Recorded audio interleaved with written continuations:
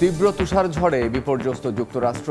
এ পর্যন্ত 7 জনের প্রাণহানি, 24টি অঙ্গরাজ্যে জরুরি অবস্থা জারি। বিদ্যুৎহীন 10 লাখ মানুষ, 16,000-এর বেশি ফ্লাইট বাতিল।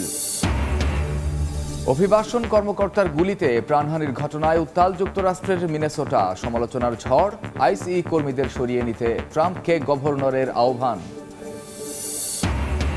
গাজা ইস্যুতে নেতানিয়াহুর সঙ্গে ইতিবাচক আলোচনার দাবি মার্কিন প্রতিনিধিদের। রাফাহ সীমান্ত পুনরায় চালুর আহ্বান ওয়াশিংটনের। হামাসের নিরস্ত্রীকরণ চায় তেল আবিব। ইউক্রেনের জ্বালানি অবকাঠামো লক্ষ্য করে আবারও হামলার দাবি রাশিয়ার। একাধিক অস্থায়ী ঘাঁটিতেও আঘাত। মিত্রদের কাছে আরও প্রতিরক্ষা ব্যবস্থার আহ্বান জেলেনস্কের। এবং ফিলিপিন্সের দক্ষিণাঞ্চলে যাত্রীবাহী ফেরি ডুবে 15 জনের মৃত্যু। এখনও নিখোঁজ 19। প্রাণহানি বাড়ার আশঙ্কা কর্তৃপক্ষের। চলছে উদ্ধার অভিযান।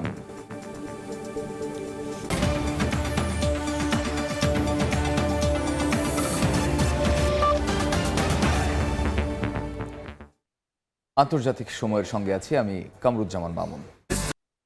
যুক্তরাষ্ট্র জুড়ে নজিরবিহীন শীতকালীন ঝড়ে স্থবির হয়ে পড়েছে জনজীবন।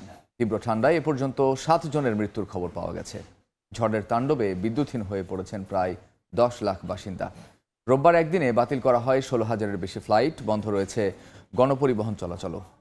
আলাবামা, জর্জিয়া, নিউ মেক্সিকো সহ অন্তত 24টি অঙ্গরাজ্যে জরুরি অবস্থা জারি করা হয়েছে। প্রয়োজন ছাড়া বাসিন্দাদের বাইরে বের না হওয়ার আহ্বান স্থানীয় কর্তৃপক্ষের। তুষার ঝড়ে বিপর্যস্ত যুক্তরাষ্ট্রের জনজীবন। বরফের চাদরে ঢেকে গেছে চারিদিক।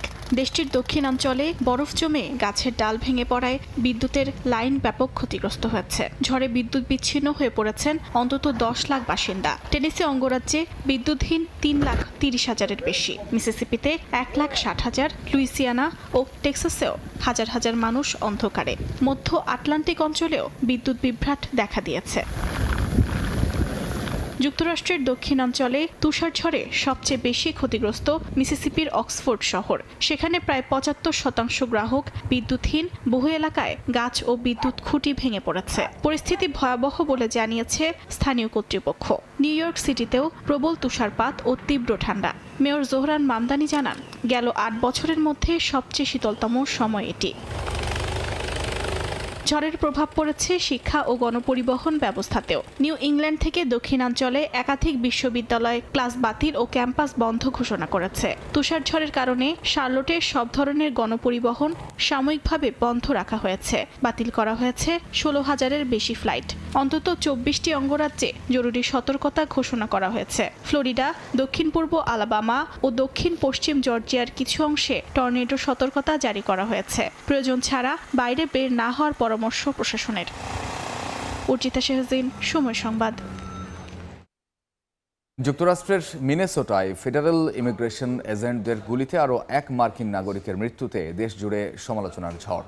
মার্কিন প্রেসিডেন্টকে অভিবাসন কর্মকর্তাদের সরিয়ে নেওয়ার আহ্বান জানিয়েছেন মিনেসোটার গভর্নর। এদিকে অবৈধ অভিবাসীদের ধরতে মিনিয়াপোলিস শহরে ট্রাম্পের ফেডারেল কর্মকর্তা পাঠানোকে কেন্দ্র করে অঙ্গরাজ্যটিতে যে অসন্তোষ বিরাজ করছিল, নতুন এ ঘটনা তাতে আগুনে ঘি ঢালল বলে মনে করছেন অনেকে। যুক্তরাষ্ট্রের মিনিয়াপোলিসে বিক্ষোভ চলাকালে ফেডারেল ইমিগ্রেশন এজেন্টদের গুলিতে নিহত হন 37 বছর বয়সী মার্কিন নাগরিক অ্যালেক্স পেট্টি। তিনি একজন আইসিইউ নার্স ছিলেন এবং প্রেসিডেন্ট ডোনাল্ড ট্রাম্পের অভিবাসন নীতির বিরুদ্ধে বিক্ষোভে অংশ নেন। চলতি মাসে এটি মিনেসোটায় ফেডারেল এজেন্টদের হাতে দ্বিতীয় কোনো মার্কিন নাগরিকের মৃত্যুর ঘটনা। ঘটনার পর গভর্নর টিম ওয়ালস সরাসরি প্রেসিডেন্ট ট্রাম্পকে রাজ্য থেকে আইসিইর প্রায় 3,000 এজেন্ট প্রত্যাহারের আহ্বান জানান। বলেন, আইনশৃঙ্খলা ও শান্তিতে বিশ্বাসী মিনেসোটা আর কোনো নাগরিকের রাস্তায় মৃত্যু মেনে নেবে না। অঙ্গরাজ্য ও স্থানীয় কর্তৃপক্ষ এই হত্যাকাণ্ডের স্বাধীন তদন্ত চেয়ে আদালতের দ্বারস্থ হয়েছে বলেও জানান তিনি। তবে ভিন্ন সুর ট্রাম্প প্রশাসন ও রিপাবলিকান নেতাদের। সিনেটর লিন্ডসি গ্রাহাম দাবি করেন, যুক্তরাষ্ট্র বর্তমানে চরম ঝুঁকিতে রয়েছে এবং আইসিই কর্মীদের প্রয়োজন। তিনি ডেমোক্রেটদের আইসিইর বাজেট বাতিলের হুমকিকে দায়িত্বজ্ঞানহীন বলে আখ্যা দেন। অর্জিতা শেহজিন, সময় সংবাদ। এদিকে তীব্র তুষার ঝড়ের মধ্যেই যুক্তরাষ্ট্রের ওকলাহোমা সিটিতে একটি বাড়িতে ভয়াবহ আগুন লাগার ঘটনা ঘটেছে। স্থানীয় সময় রোববার ওকলাহোমা সিটির দক্ষিণ পূর্বাঞ্চলে একটি বাড়ির গ্যারেজে আগুন লাগার খবর পান দমকল কর্মীরা। আগুন ও ঘন ধোঁয়ায় ঢেকে যায় পুরো বাড়ি। এ সময় ভেতরে থাকা দুই বাসিন্দা আগুন লাগার বিষয়টি টের পেয়ে দ্রুত বেরিয়ে আসেন। এ ঘটনায় কেউ হতাহত হয়নি। দমকল বাহিনীর মুখপাত্র জানান, অগ্নিকাণ্ডে গ্যারেজে বড় ধরনের ক্ষতি হয়েছে।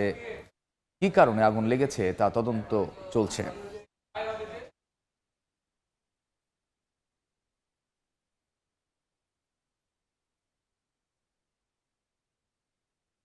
গাজা যুদ্ধ বন্ধ ও রাফাহ সীমান্ত পুনরায় চালু নিয়ে ইসরায়েলি প্রধানমন্ত্রীর সঙ্গে বৈঠক করেছেন মার্কিন বিশেষ দূত স্টিভ উইটকফ ও ট্রাম্পের জামাতা জ্যারেড কুশনার। আলোচনা ইতিবাচক হওয়ার দাবি করেছেন উইটকফ। বৈঠকে রাফাহ সীমান্ত পুনরায় চালুর জন্য নেতানিয়াহুকে আহ্বান জানানো হয়। তবে শেষ মৃত ইসরায়েলি বন্দির মরদেহ হস্তান্তর ও হামাস নিরস্ত্রীকরণের ওপর বিষয়টি নির্ভর করছে বলে জানিয়েছে তেল আবিব। এদিকে আলোচনার মধ্যে উপত্যকায় ইসরায়েলি হামলায় ৩ ফিলিস্তিনি নিহত হয়েছেন, আহত ১৫ জন।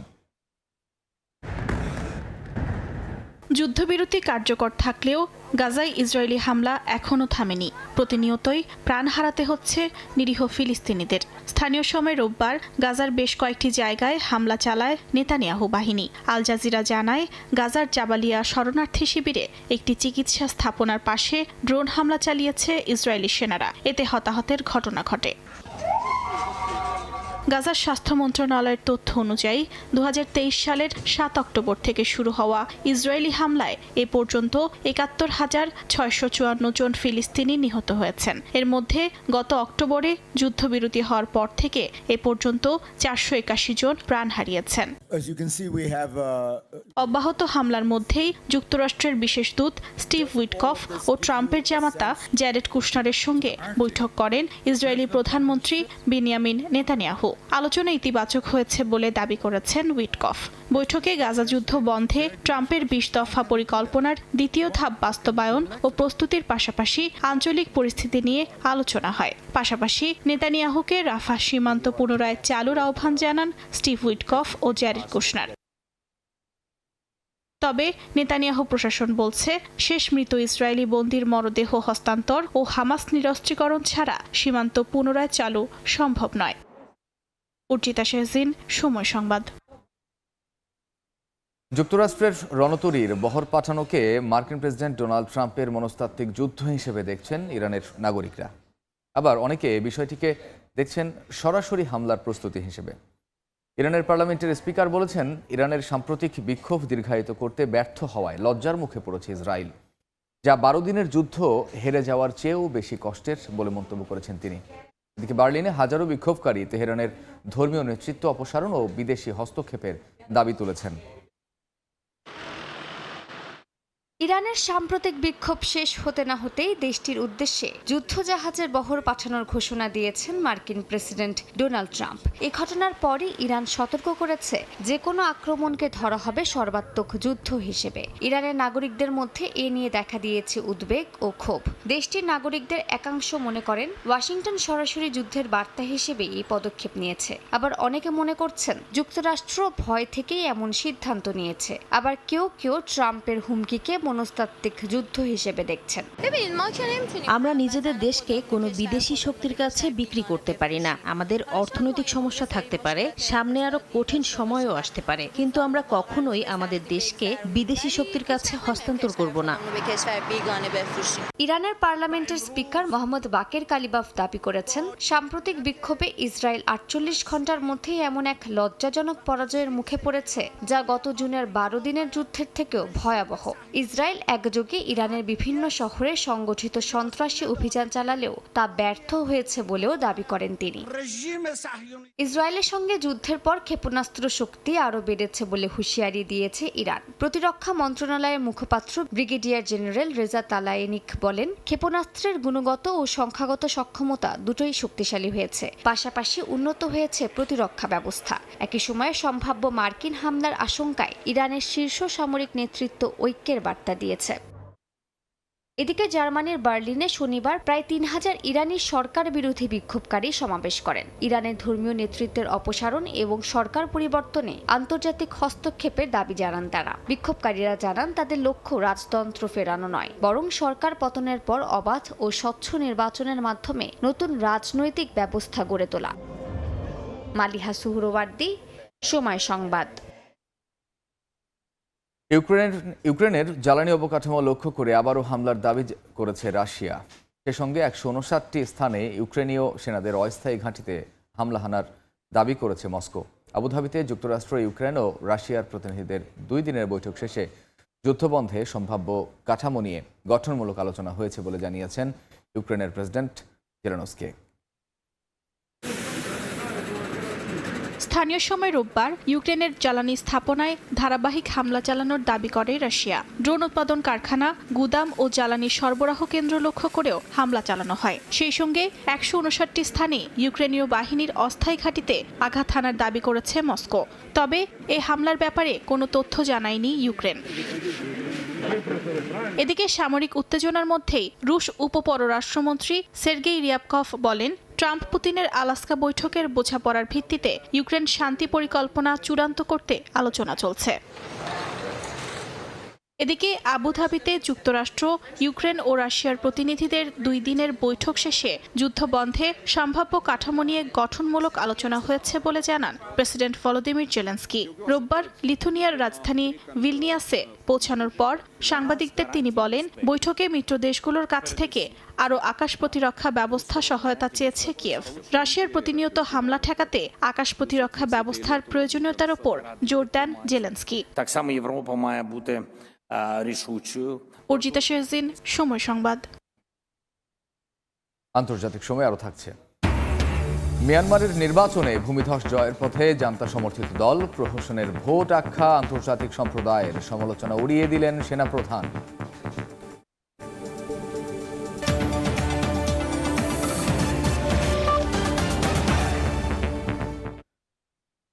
ফিলিপিন্সের দক্ষিণাঞ্চলে একটি প্রাণ হারিয়েছেন। নিখোঁজ রয়েছেন অন্তত 19 জন।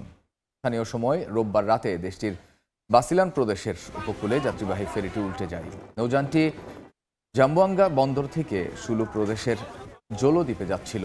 উপকূলরক্ষী বাহিনী জানায়, দুর্ঘটনা কবলিত ওই ফেরিতে 332 জন যাত্রী ও 27 জন নাবিক ছিলেন।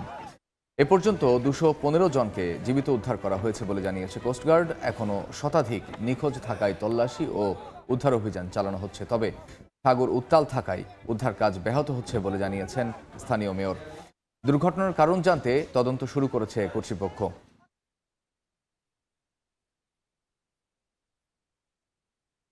মিয়ানমারে গৃহযুদ্ধ ও উত্তেজনার মধ্যেই শেষ হয়েছে সাধারণ নির্বাচনের চূড়ান্ত ধাপের ভোট। জান্তা সমর্থিত দল বড় জয়ের দাবি করলেও আন্তর্জাতিক সম্প্রদায় এই নির্বাচনকে প্রহসন হিসেবে আখ্যা দিয়েছে। তবে জান্তা প্রধান মিন অং হ্লাই বলেছেন, আন্তর্জাতিক স্বীকৃতির চেয়ে জনগণের ভোটই তাদের কাছে মুখ্য। স্থানীয় সময় রোববার ইয়াঙ্গুন ও মান্দালয় সহ প্রায় 7টি টাউনশিপে ভোট গ্রহণ অনুষ্ঠিত হয়। এর আগে 2 ধাপে জান্তাপন্থী ইউএসডিপি দল নিম্ন ও উচ্চকক্ষে নিরঙ্কুশ সংখ্যাগরিষ্ঠতা নিশ্চিত করে। দেশটির নির্বাচন কমিশনের তথ্য মতে এবারের নির্বাচনে ভোটার উপস্থিতি ছিল 55%, যা আগের নির্বাচনের তুলনায় অনেক কম। জাতিসংঘ মানবাধিকার সংস্থা ও যুক্তরাজ্য এই নির্বাচনকে সামরিক জান্তার ক্ষমতা ধরে রাখার কৌশল বলে মন্তব্য করেছে।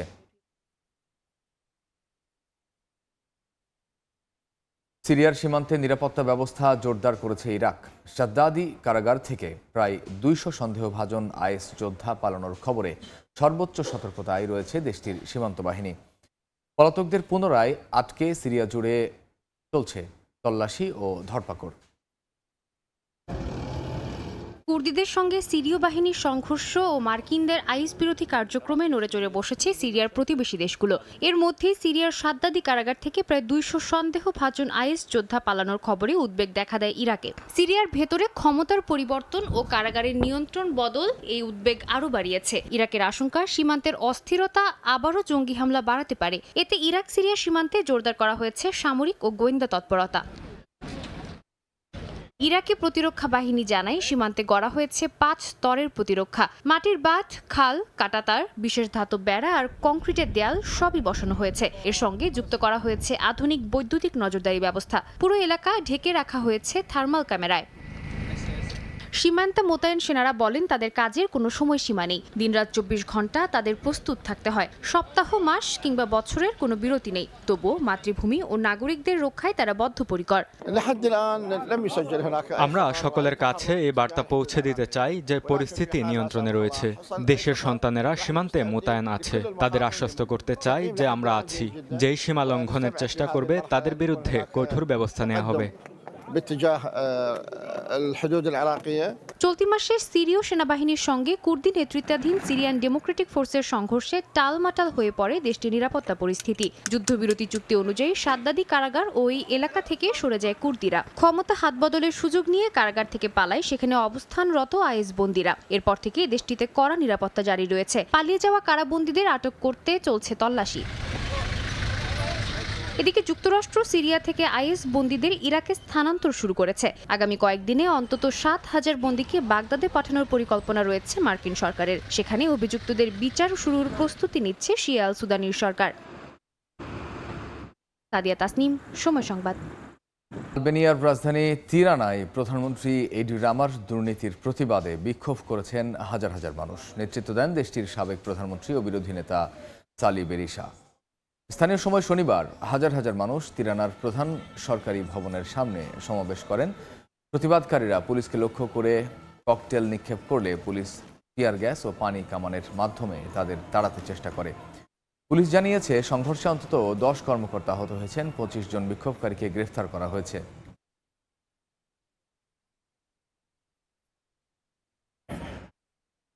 আন্তর্জাতিক সময় আরও থাকছে। কোনো সুরক্ষা সরঞ্জাম ছাড়াই তাইওয়ানের 101 তলা ভবনের চূড়ায় মার্কিন পর্বতারোহী সময় নেন মাত্র 1.5 ঘন্টা। দৃশ্য উপভোগে হাজারো দর্শনার্থীর ভিড়। চাপের মুখে অন্তত 80 জন রাজনৈতিক বন্দীকে মুক্তি দিয়েছে ভেনেজুয়েলা, এমন তথ্য জানিয়েছে একটি শীর্ষ মানবাধিকার সংগঠন। তবে মুক্তিপ্রাপ্ত অনেকের বিরুদ্ধে অভিযোগ এখনও প্রত্যাহার না হওয়ায় তাদের আইনি অবস্থান অনিশ্চিত রয়ে গেছে।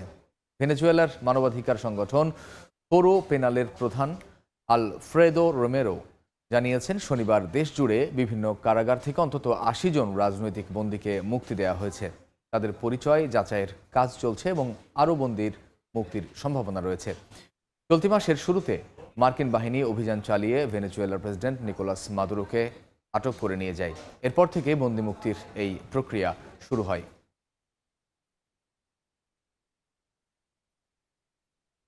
দেখছেন আন্তর্জাতিক সময়।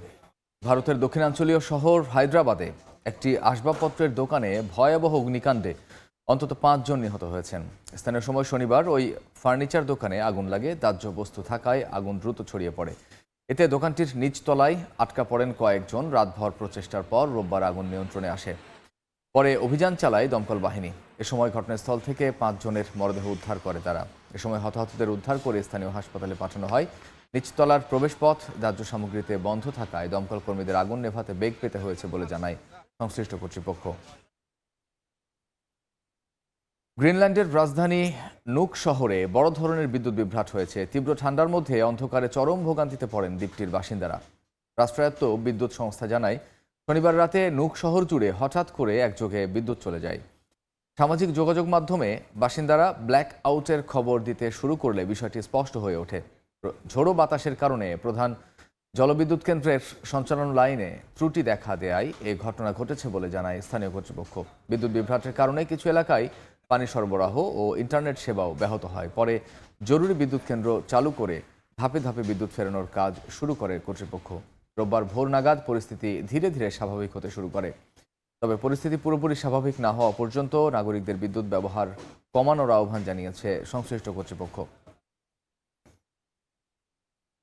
মুক্তিযুদ্ধের সময় বাংলাদেশের পাশে দাঁড়ানো খ্যাতনামা সাংবাদিক মার্ক টালি মারা গেছেন। সংবাদ মাধ্যম বিবিসি জানায় ভারতের নয়াদিল্লির একটি হাসপাতালে মৃত্যুবরণ করেন তিনি। মৃত্যুকালে তার বয়স হয়েছিল 90 বছর।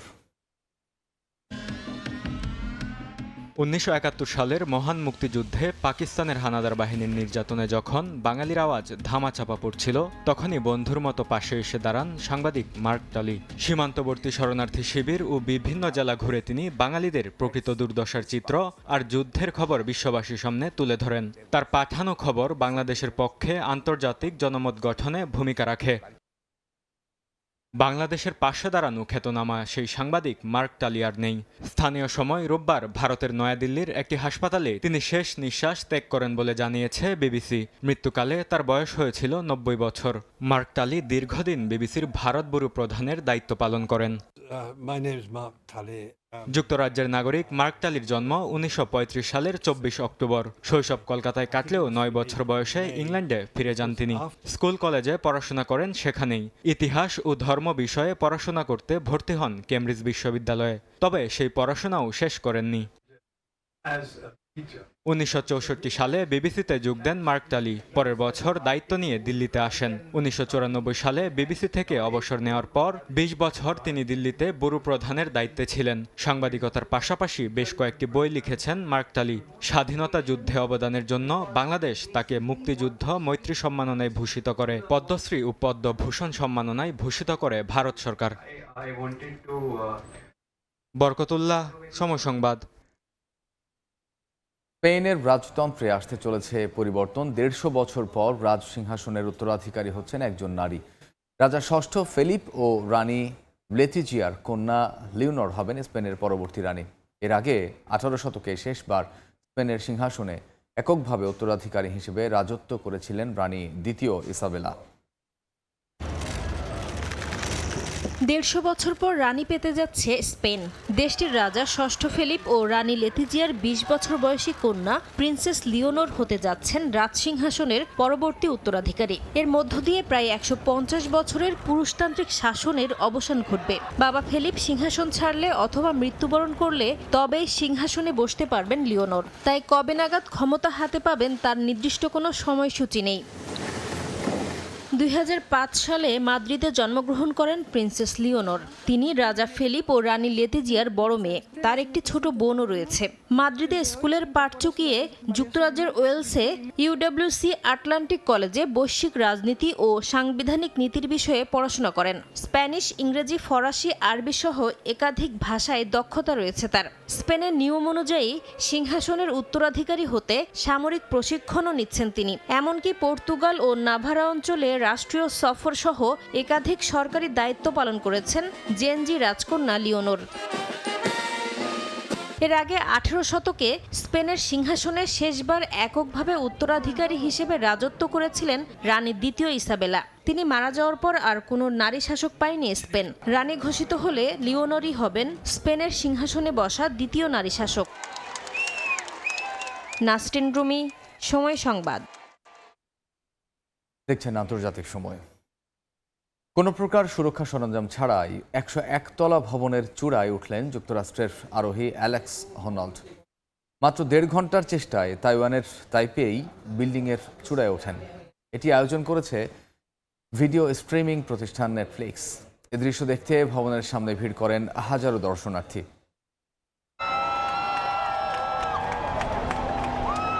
দড়ি বা সুরক্ষা সরঞ্জাম ছাড়া অনায়াসে বেয়ে উঠছেন 101 তলা বিল্ডিংয়ে। এ দৃশ্য দেখা গিয়েছে তাইওয়ানের তাইপেই বিল্ডিংয়ে। আকাশচুম্বী ভবনে মাত্র 1.5 ঘন্টায় আরোহণ করেন যুক্তরাষ্ট্রের আরোহী অ্যালেক্স হনল্ড। বিশ্বের অন্যতম এই উঁচু ভবনে আরোহণের দৃশ্য দেখতে শহরে জড়ো হন হাজারো মানুষ। অসুরক্ষিত আরোহণে প্রাথমিকভাবে উদ্বেগ প্রকাশ করেন দর্শনার্থীরা, যদিও পরবর্তীতে আরোহণ সম্পূর্ণ করার জন্য হুনল্ডের উপর পূর্ণ বিশ্বাসের কথা জানান তারা। শুরুতে আমি খুব নার্ভাস ছিলাম, কিন্তু অ্যালেক্স উপরে ওঠার পর আমার বিশ্বাস হয়েছিল ও এটা পারবে। সে কোনো আবেগপ্রবণ মানুষ নয়, প্রচুর অনুশীলনের উপর ভরসা করে। কোন কোন জায়গা বেয়ে ওঠার জন্য উপযুক্ত তা মনে রেখেই সে কাজ করে। নগর প্রশাসনের কাছ থেকে সুরক্ষা সরঞ্জাম ছাড়া আরোহণের পূর্ণ অনুমতি নেওয়া হয়েছে। এটি আয়োজন করেছে অনলাইন ভিডিও স্ট্রিমিং প্রতিষ্ঠান নেটফ্লিক্স, যা তারা সরাসরি প্রচার করবে বলে জানান হোনল্ড। এছাড়া সাংবাদিকদের সঙ্গে কথা বলার সময় নিজের অনুভূতির কথা তুলে ধরেন এই আরোহী।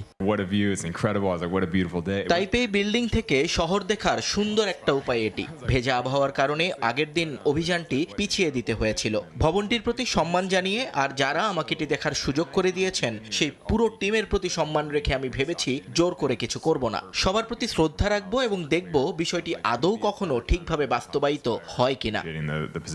508 মিটার দীর্ঘ এই ভবন তাইওয়ান শহরে পর্যটকদের প্রধান আকর্ষণ। তবে এবারই প্রথম নয়। 2004 সালে ফ্রান্সের আরোহী অ্যালান রবার্ট সুরক্ষা দড়ির সাহায্যে আরোহণ করেন এই ভবন। 2004 থেকে 2008 সাল পর্যন্ত এটি বিশ্বের সবচেয়ে উঁচু ভবনের তকমা ধরে রাখে, যদিও এই রেকর্ড এখন বুর্জ খলিফার ঝুলিতে।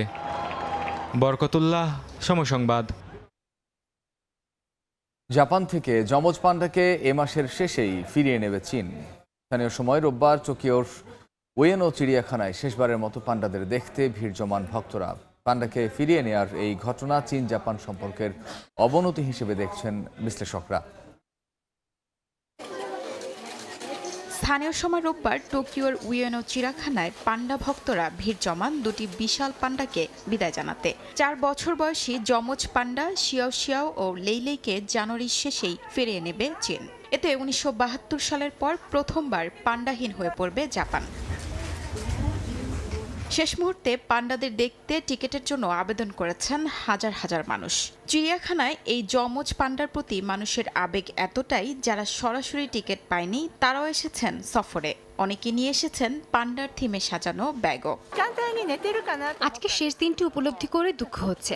আমি লটারি জিততে পারিনি, সরাসরি দেখতে পারবো না, তবে পান্ডাদের সঙ্গে একই বাতাসে শ্বাস নেওয়ার জন্যই এখানে এসেছি।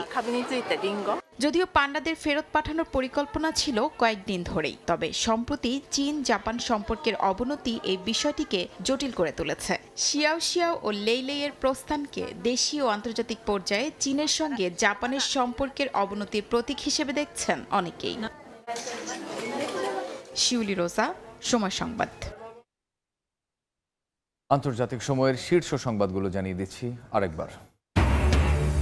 তীব্র তুষার ঝড়ে বিপর্যস্ত যুক্তরাষ্ট্র। এ পর্যন্ত 7 জনের প্রাণহানি, 24টি অঙ্গরাজ্যে জরুরি অবস্থা জারি, বিদ্যুৎহীন 10 লাখ মানুষ, 16,000-এর বেশি ফ্লাইট বাতিল। অভিবাসন কর্মকর্তার গুলিতে প্রাণহানির ঘটনায় উত্তাল যুক্তরাষ্ট্রের মিনেসোটা, সমালোচনার ঝড়। আইসিই কর্মীদের সরিয়ে নিতে ট্রাম্পকে গভর্নরের আহ্বান। এবং গাজা ইস্যুতে নেতানিয়াহুর সঙ্গে ইতিবাচক আলোচনার দাবি মার্কিন প্রতিনিধিদের। রাফাহ সীমান্ত পুনরায় চালুর আহ্বান ওয়াশিংটনের। হামাসের নিরস্ত্রীকরণ চায় তেল আবিব।